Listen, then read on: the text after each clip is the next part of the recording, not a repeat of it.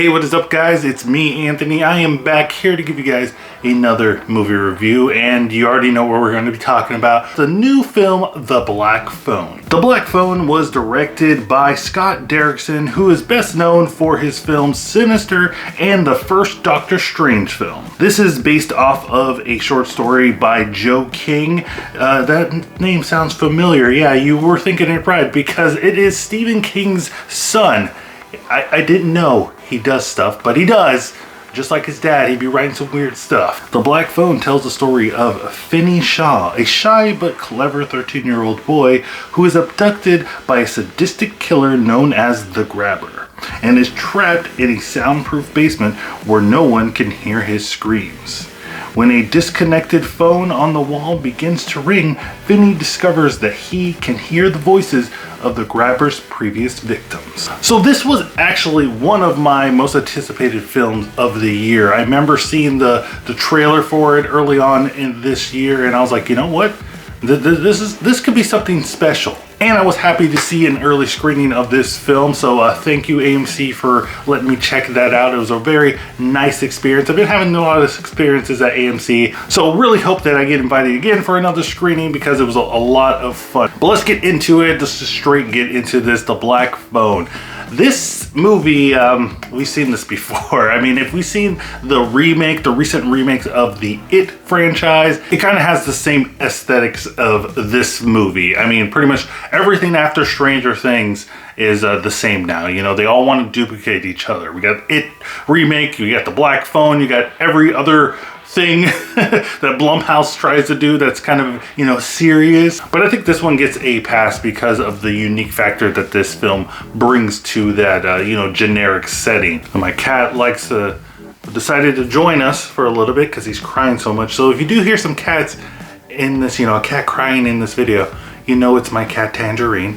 Okay, now you don't want to be here.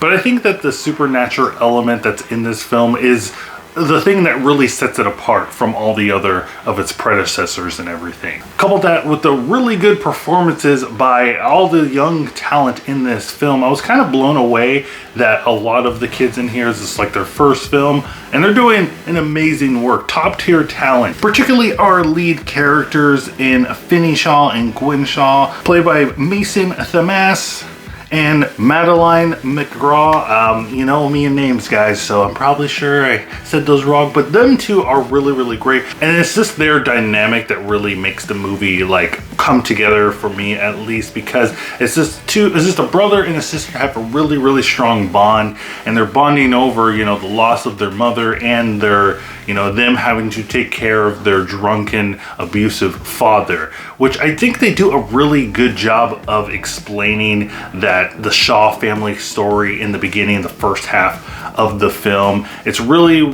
like honed on to them and really just focuses on that family dynamic that they have. And I think it just further increases the bond and like the caring for us as an audience of like caring for these characters, because they spent so much time, or what feels like so much time, with them characters and just building them up. And that also goes to the pacing of this movie. Now, this is probably like the most controversial part of the film, because I see a lot of people talk about the pacing of the film. Some people say it's just a slow burn and then it eventually pays off. Some people say it's just a slow burn and continues to be a slow burn. I'm in like the two mindsets of it. I think the first half of the film is really paced nicely. It's not too fast, not too slow.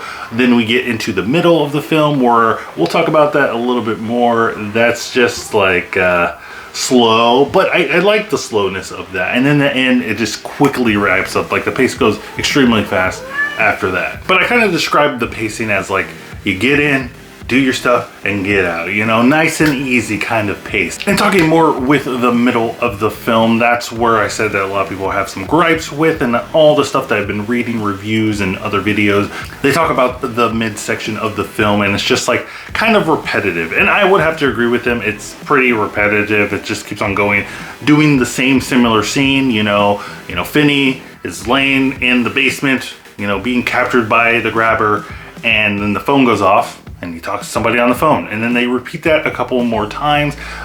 Every time is different, but I see that criticism, I hear that criticism. For me, I enjoyed that aspect. I thought it did a really good job of like creating the story and building up upon the story that we already had and just adding more layers upon that. But like I said, I get it, I understand it, where people are coming from with that who didn't really like it, but for me, I really enjoyed it. So also, I probably should have said this in the beginning of the review, but there's a lot of child violence in here. Children being violent to one another, like really gruesomely violent to one another, and then there's also like adults putting harm, you know, being violent on children in this film. So if that's something that you don't want to see or you don't want to, you know, participate in or anything like that, be warned, because there's a lot of it in this film. If there is one thing that I had like a major gripe with this film, it is Ethan Hawke's character, the grabber. He's not really grabbing me, if you will. He doesn't really grab me in this film. They don't do a good job of really explaining who this character is.